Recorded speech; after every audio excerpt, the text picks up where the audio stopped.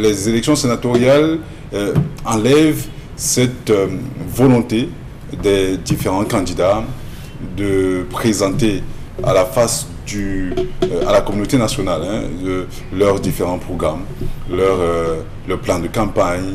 Je dis, très souvent, on ne sait pas exactement ce que feront les sénateurs, ceux qui ont été élus aujourd'hui. Vous leur demandez, si vous descendez, beaucoup ont été incapables, même pendant cette période électorale, cette période de campagne, de dire exactement, de nous dire exactement ce qu'ils comptent faire une fois investis par leur formation politique, parce que justement, beaucoup se retrouvent là grâce aux cooptations. Je vous rappelle que leur DPC, on le dira, toutes les unes sont d'accord là-dessus. Le RDPC a une fois de plus étalé sa suprématie, comme nous l'annonçons dans notre édition de ce matin. C'est la razzia du RDPC. C'est le cas. Si vous allez, les tendances sont claires. Si vous allez à l'ouest, c'est la razzia totale. Au nord, c'est la razzia totale. Dans le littoral, c'est pareil.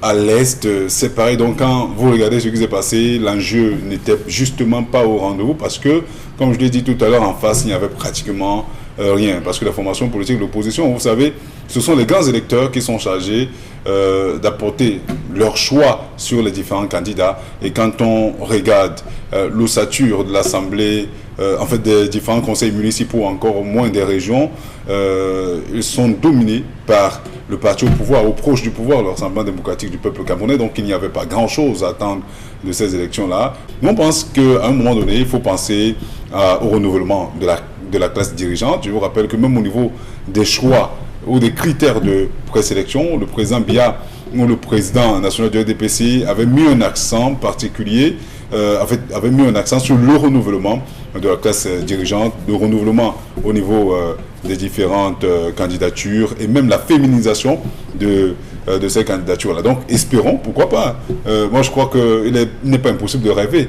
Voir peut-être une femme à la tête du Sénat ou de l'Assemblée nationale, tout est possible. Quand on questionne l'action parlementaire, on se rend compte en principe que c'est de l'argent qui a été mobilisé pour permettre justement à ces parlementaires-là de faroter, pour parler de manière triviale comme au quartier, de faroter parfois les militants, parfois les personnes qui viennent leur rendre visite, mais en aucun moment pour s'occuper de la population, de manière générale.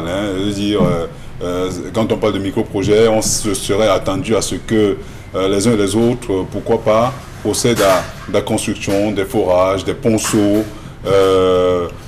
et même, je dirais même, accompagner également d'autres secteurs tels que l'éducation, la santé, au niveau des centres médicaux d'arrondissement. C'est vrai que c'est le travail des mairies, mais je crois que les parlementaires pourraient également accompagner ces différentes collectivités territoriales décentralisées là,